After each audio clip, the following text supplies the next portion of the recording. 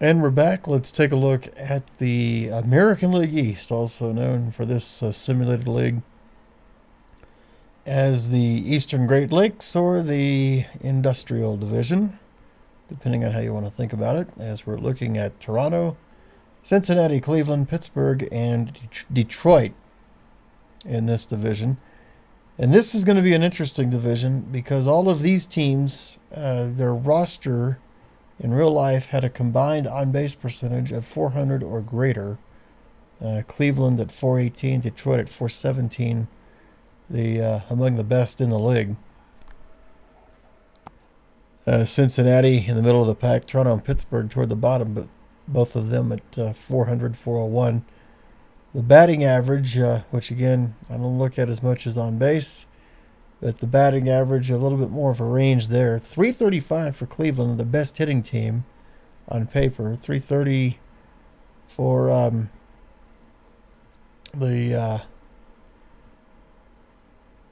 I just went brain dead here. 330, 328 range for Pittsburgh and Detroit. 330 for Detroit, 328 for Pittsburgh. Cleveland and Toronto, a little lower in the 312, 313 range. Or Cincinnati and Toronto, I should say. The pitching, on paper, you would think this favors Cleveland. They have the best whip in the division, 102, but Pittsburgh's not far behind, 104. Detroit, 105, 106 range. Toronto and Cincinnati with 107. Batting average allowed, though, while Pittsburgh's got the lower whip, they do allow a 230 batting average as a team. So that's going to be interesting to see how that all plays out. It's a tough division to get a handle on. And once we go through these lineups, I'll try to make my best guess again as far as how these teams are going to play out.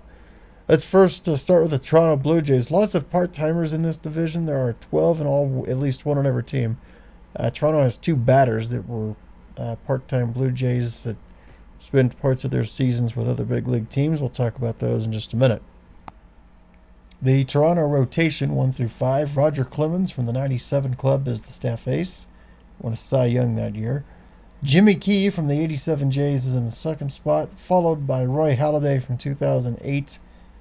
Dave Stieb from 1983, and Juan Guzman from 1992. The Toronto bullpen, John Cerruti from the 88 Blue Jays, is in a mop-up role, but you could almost think of it as a mop-up / long relief role. If they get deep into extra innings in a game, he can come in and certainly pitch for a while. The two pitchers truly in the long relief roles for Toronto, Mark Eichhorn from the 86 club and Ricky Romero. Romero was on the 2011 Blue Jays. The three setup pitchers, Dwayne Ward from 1993, Tom Henke from 1987,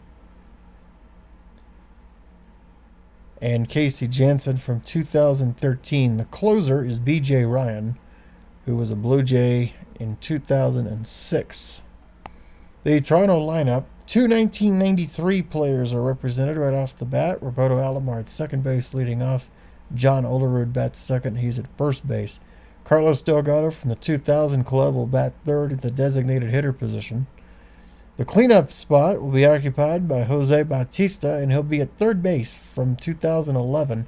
He did play some third and actually played it well for the Blue Jays that year. The five-hitter for Toronto will be Sean Green from the 99 Jays, and he will be in center field. The bottom four of the Blue Jay lineup has a lot of 80s flair to it. Jesse Barfield from the 86 club is in right field, batting sixth. Batting seventh at shortstop, Tony Fernandez from the 1987 club. Lloyd Mosby from the 1983 Jays will bat eighth and play left. And Ernie Witt from the 87 club will bat ninth, and he is the catcher.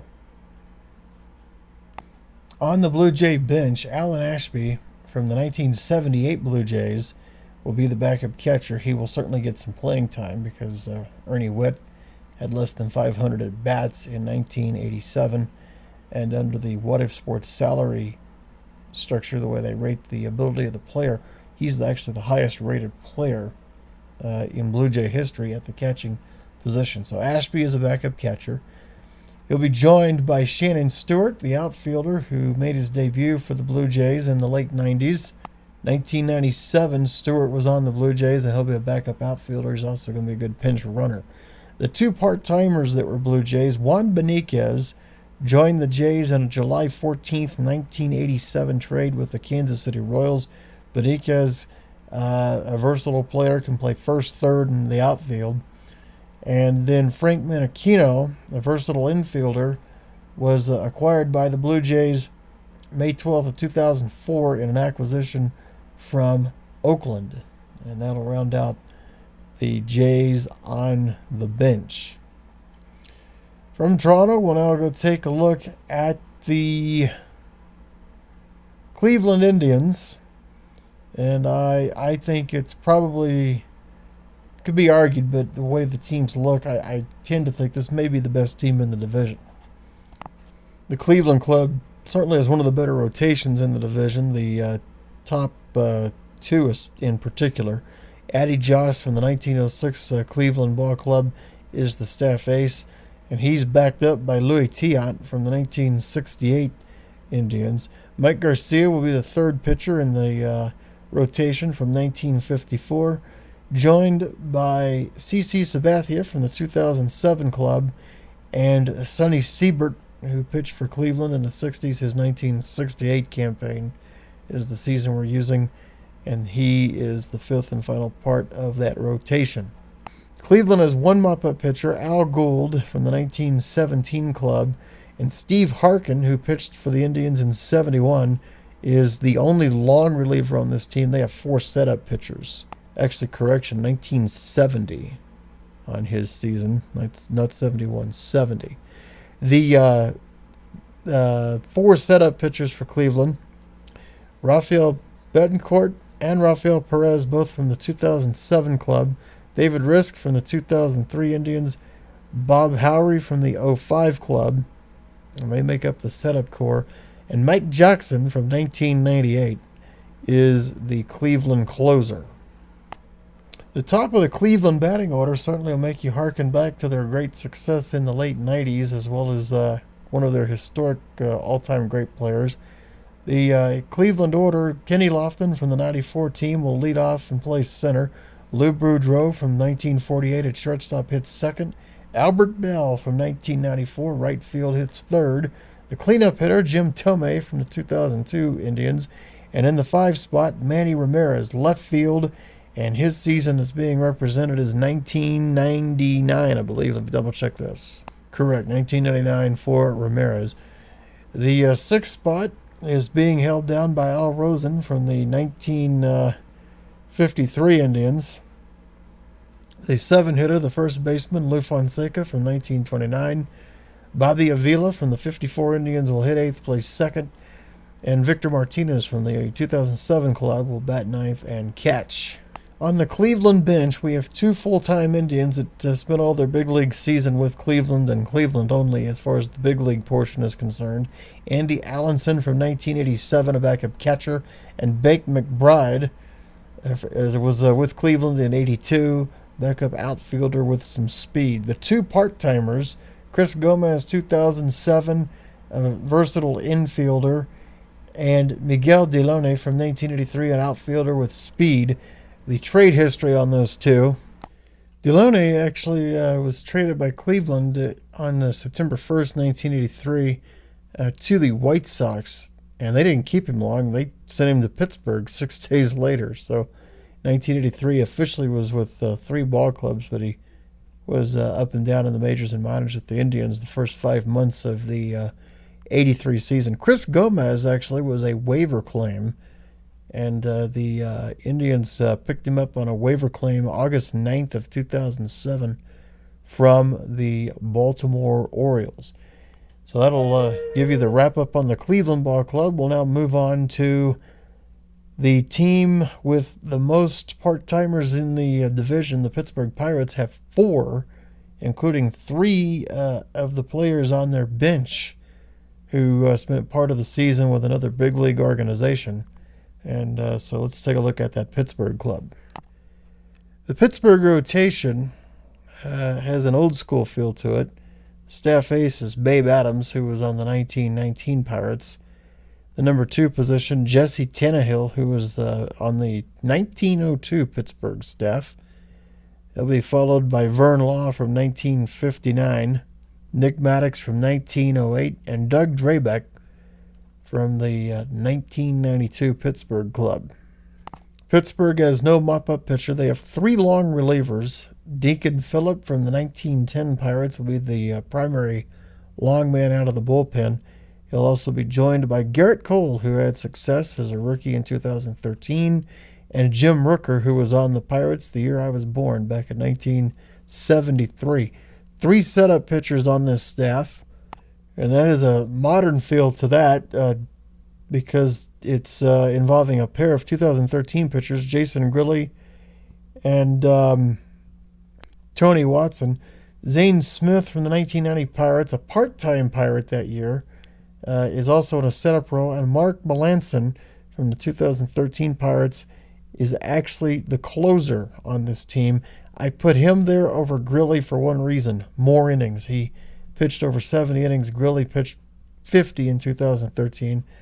And all the teams in the league, their closers are 60-plus innings, the way I've got it set up. So that's the reason I did that. On Zane Smith, let's give you the history on his acquisition with Pittsburgh in 90. Here's one of the better trades as far as the players involved in this league. Zane Smith was acquired August the 8th of 1990 by the Pirates in a trade with Montreal. Pittsburgh sent a player to be named later, August the 16th, to Montreal. That player turned out to be Moises Alou. I bet the Pirates wish they had held on to him, given the way his career went for the next 20 years. So that's the story on the Zane Smith trade. Now, as far as the Pittsburgh lineup on the field, they have 3 bench players who were also part-time Pirates. We'll talk about that in a minute. First, the starters. Honus Wagner, the very famous Pirate from the beginning of the 20th century, will lead off at short from the 1901 ball club. Then 3 outfielders bat 2, 3, and 4. Roberto Clemente from 1967 batting second and left. Andrew McCutchen from 2012 batting third and center.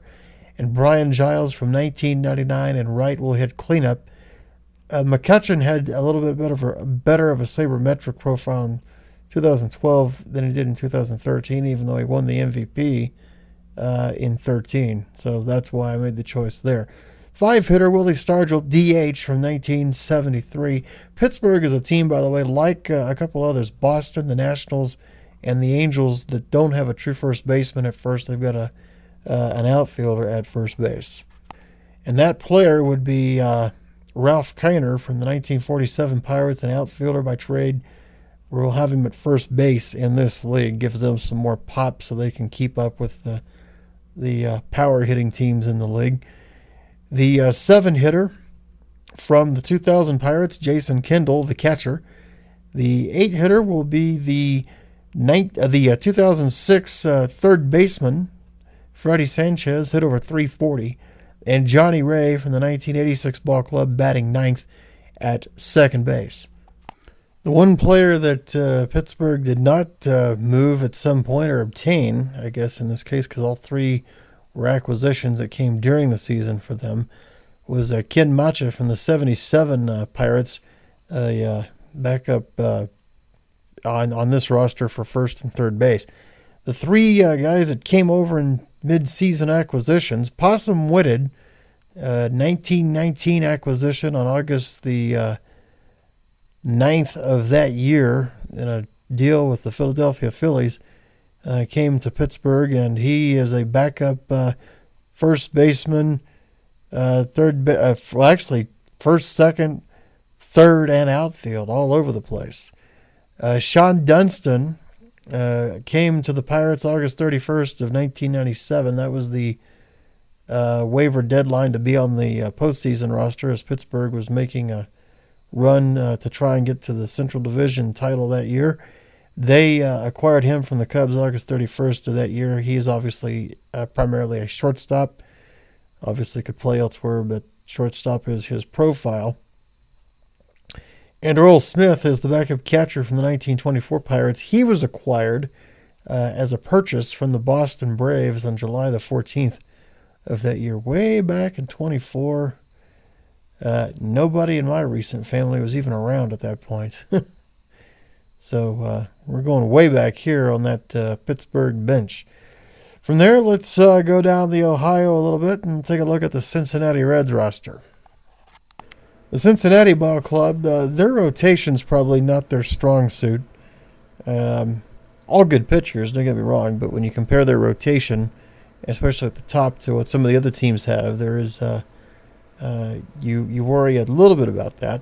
Art Fromm from the 1909 Reds will be the staff ace, and he's followed by Jose Rijo from 1993, Mario Soto from 1983, Danny Jackson from 1988, and rounding out the Cincinnati staff, Jim Maloney from the 1963 Cincinnati Ball Club. In the bullpen for the Reds, that's their strength in terms of their setup core and their closer. Jack Ogden from the 1932 Reds will be the mop-up pitcher. The long relievers, Joe Nuxall from 1965 and Gary Nolan from 1968. The setup pitchers will be Rob Dibble from 1990, the World Championship team, Jeff Shaw from the 97 Reds, Bill Henry from 1964, and the closer, Aroldis Chapman, and I think anybody who follows baseball knows who he is. His 2012 numbers is most dominant, and so he is the closer for Cincinnati. The Reds have one bench player that's a part-timer. We'll tell you about him in just a minute, but first the Cincinnati lineup, and it's a good one. And this lineup has a big red machine flavor to it. Pete Rose from the 69 club leads off in left. Joe Morgan from 75 batting second at second. Tony Perez from 1970 at third, and he hits third.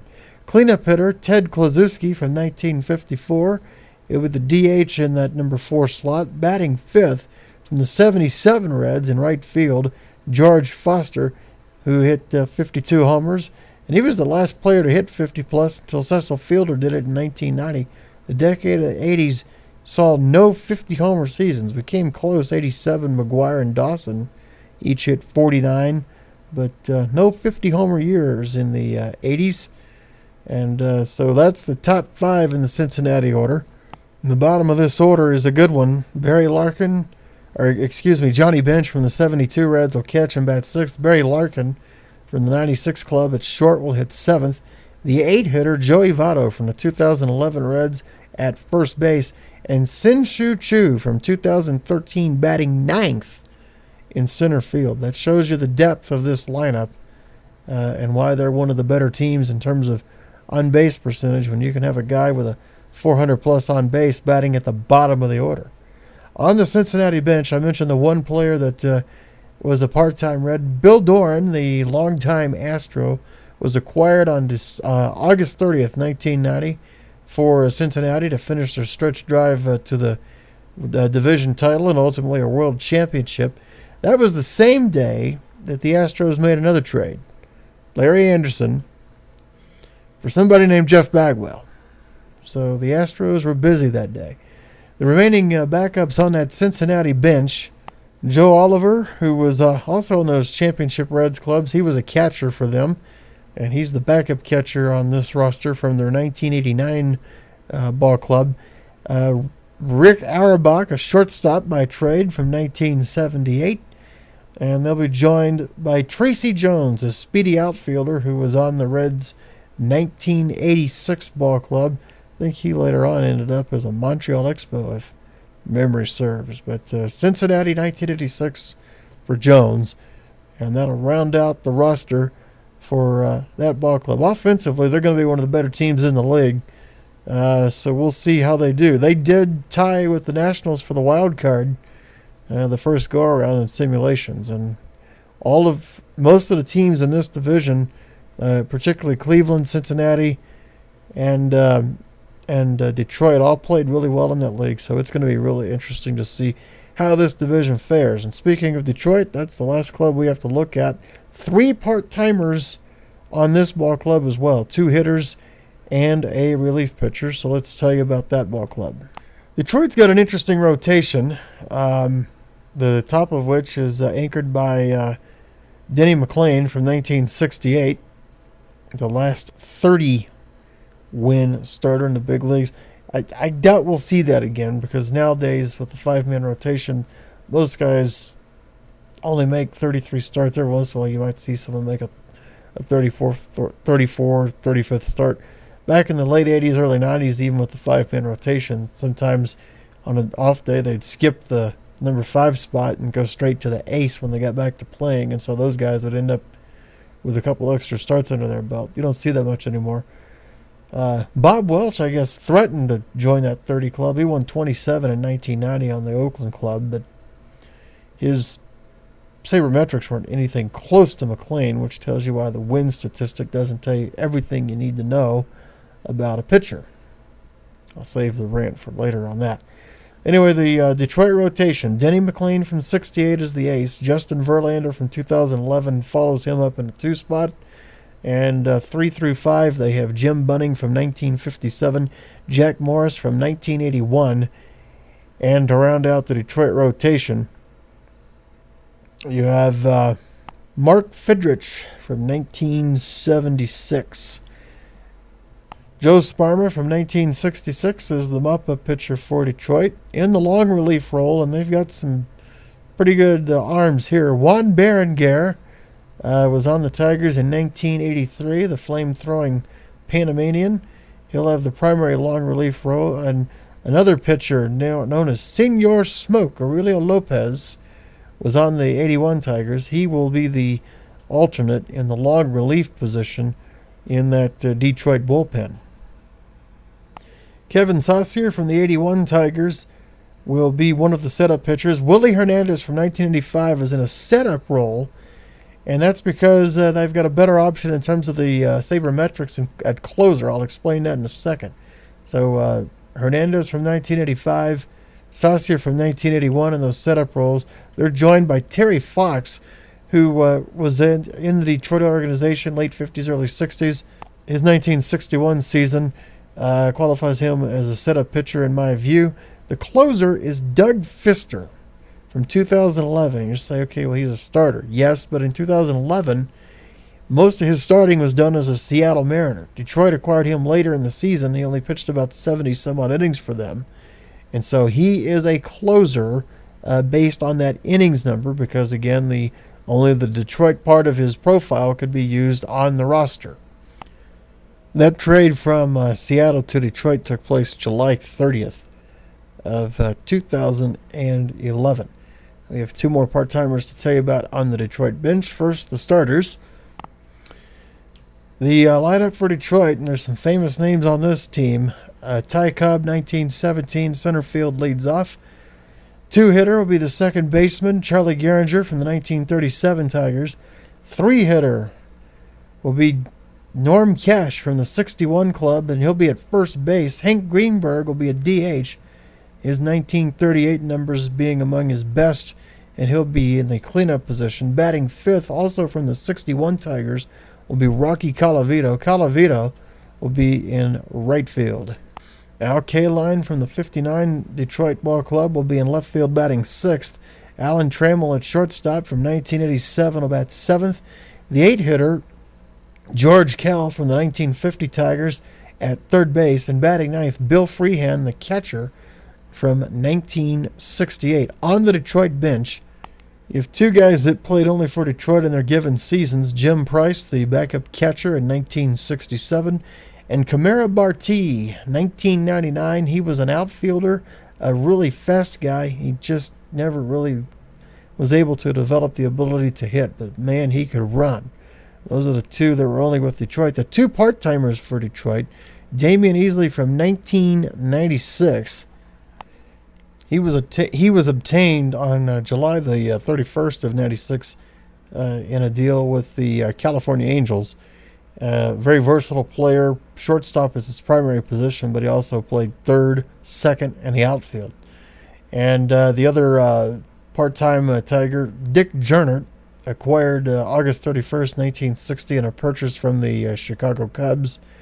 primary first baseman, but he can also play the outfield as well. So they do have a little bit of versatility on that bench. They have actually 3 players who can play the outfield, although 2 of them are primarily infielders who can go out there, which in a way helps them, because if you pinch run Barty at certain spots in the order late in the game, and you need a defensive replacement, you can put a different player out there whose profile is a little bit better of a bat. So looking at this division as we wrap up the American League East, or as I'm calling it, the Eastern Great Lakes Industrial Division, I would say the Indians, as I've kind of been hinting at, are probably the favorite to win this division based on how they performed in the previous incarnation of this league. They have, I would say, probably the best 1-2 combination in terms of the rotation, and offensively they're a very strong club. Detroit and Cincinnati probably are the two that will challenge them the most based on their offensive profile.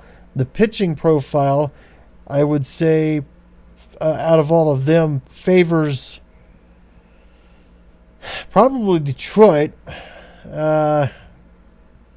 It's really a toss-up. I'm having a real hard time getting a feel for if I like Detroit's overall roster or Cincinnati's more. I think Detroit has a little bit more in terms of the ability to get on base and hitting for average combined. So I'm going to go Cleveland 1, Detroit 2, Cincinnati 3, Pittsburgh 4, and Toronto 5 as my projection for this division. So we have 2 divisions to go. We've got the American League Central and West to go. The Central is the Gateway Division with the Cardinals, Royals, Rockies, Diamondbacks, and Mariners, and the West is the Western Great Lakes, or the Upper Midwest Division. That'll be the Brewers, White Sox, Cubs, and Twins. And all that coming up on the next 2 clips. The American League Central on deck.